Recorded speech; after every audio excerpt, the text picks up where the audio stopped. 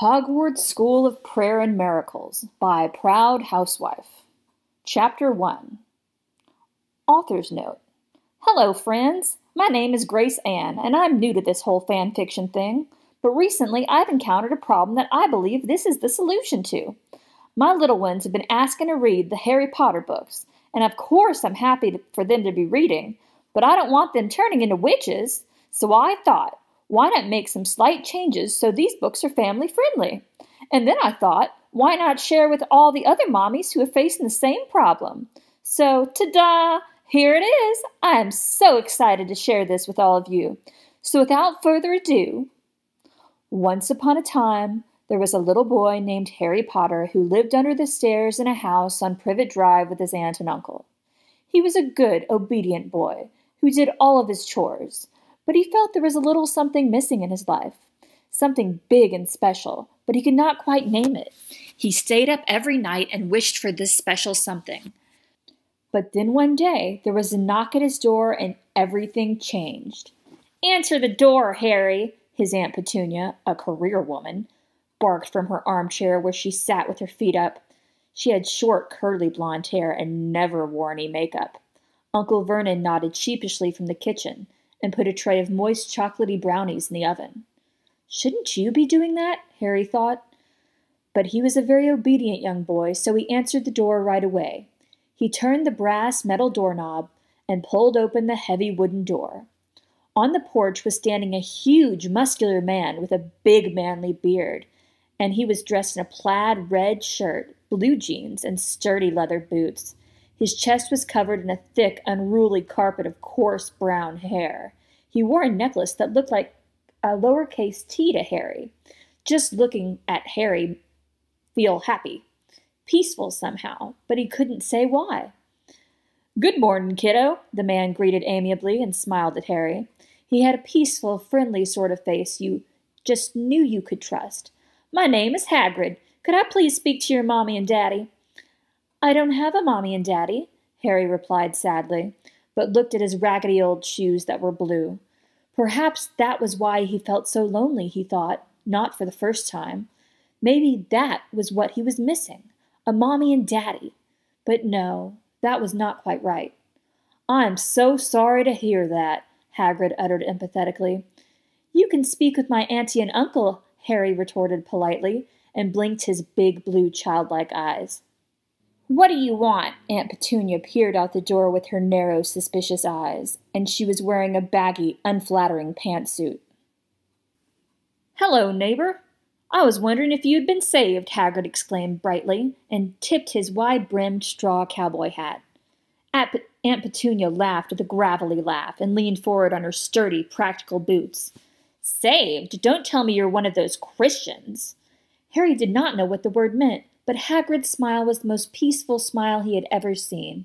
It made Harry feel warm and happy inside, just seeing the glowing, radiant grin on the kind, friendly stranger's face.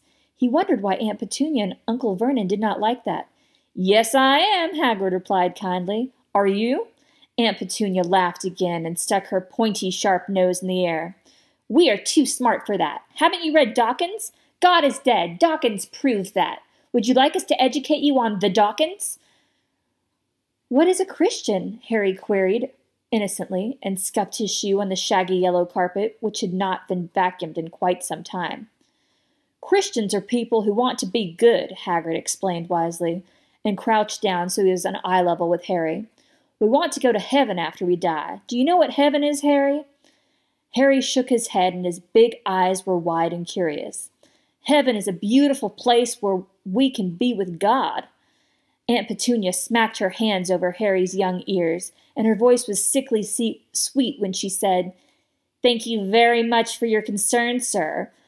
But he does not need your religion. He has science and socialism and birthdays. Haven't you heard of evolution? I have a very good textbook on evolution that I could give you if you would like to learn things." Hagrid laughed wisely. "Evolution is a fairy tale. You don't really believe that, do you?" "Yes, I do," Aunt Petunia screeched. "Well, then, prove it." Aunt Petunia could only stare at him, her big mouth hung open dumbly. Here she thought she was so educated, and always demanded that Christians prove what they believe in, but she couldn't even prove her own religion. It was then that Harry knew who the smart one here was.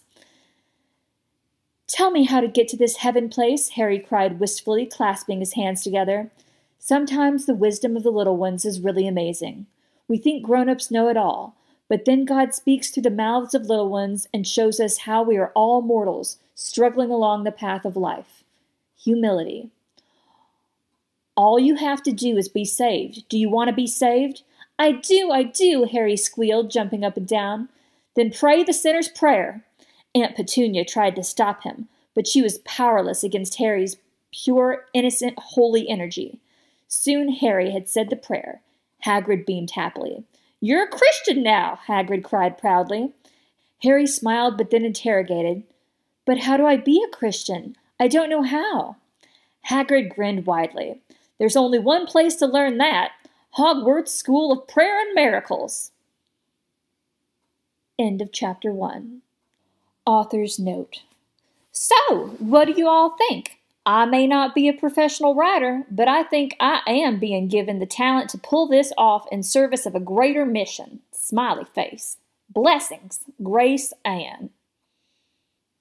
And I, dear listeners, am not a professional narrator, but I have been given something by the gods of the book blogging world and the need to narrate this fan fiction. Thank you, Grace Ann, for writing such a truly terrible piece.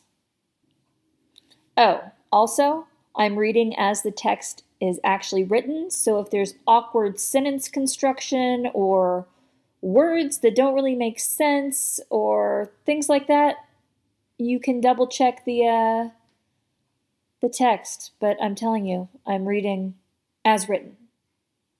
Thank you.